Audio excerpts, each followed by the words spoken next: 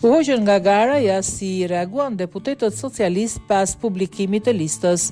Me 186 kandidatë do të hyjë në garë 11 maj Partia Socialiste, por si çdo listë dhe ajo mund të krijojë pak kënaqësi pasi një pjesë e deputetëve aktual u futën në listë të hapur dhe një pjesë tjetër nuk u futën fare, por me sa duket mes socialistëve nuk ka hatërmbetje me kryeministrin Edi Rama, cili do qoftë vendimi për ta, për t'i lënë në listë të hapur apo për t'i hequr fare nga gara. Mërzitje nuk ka as mes atyre që janë jashtë liste. Lavdërim Krashi është një ndër ta. Kjo është detyra ime për të qenë në parlament në 4 vite. Nuk e kam fare problem.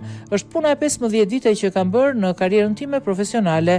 Nuk ka lidhje me individ kjo. Pas 4 vitesh në parlament largohem ballart krenar dhe faqe bardh mbi të gjitha thaj. Bujar Çela tha se pavarësisht se nuk do të jetë në listë, do të kontribuoj për Partinë Socialiste në terren. Do të kontribuoj për 11 majin. Pse do të mërzitemi ne?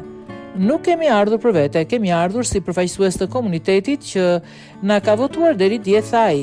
Edhe Nasip Naço nuk u shpreh mërzitur, përkundra si sipas tij vjen një ditë që duhet edhe të largohesh. Ai u shpreh se nuk i ka tashmë asnjë borxh Partisë Socialiste dhe as atij. Unë e falenderoj zotin Rama që vuri kriteret forta që edhe ai që nuk e mendonte duhet ta kuptonte që vjen një ditë që duhet ikësh.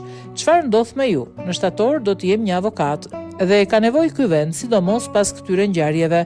Unë ja kam kthyer borxhin Partisë Socialiste, as më kanë borxh dhe as i kam borxh, jam qytetar i lirë.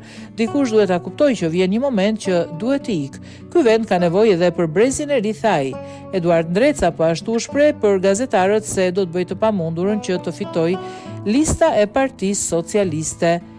Ndërsa Toni Gogu është një nga emrat që do të jetë në listë hapur, shumë i lumtur dhe i privilegjuar. Është një garë shumë e fortë, por jam i lumtur që më jepet mundësia që qytetarëve të Tiranës të shërbej atyre, tha Gogu kur u pyet nga gazetarët në nisje të seancës në Kuvent. Kur u pyet për vendimin e Ramës, ai u shpreh se është shumë mirënjohës dhe i privilegjuar.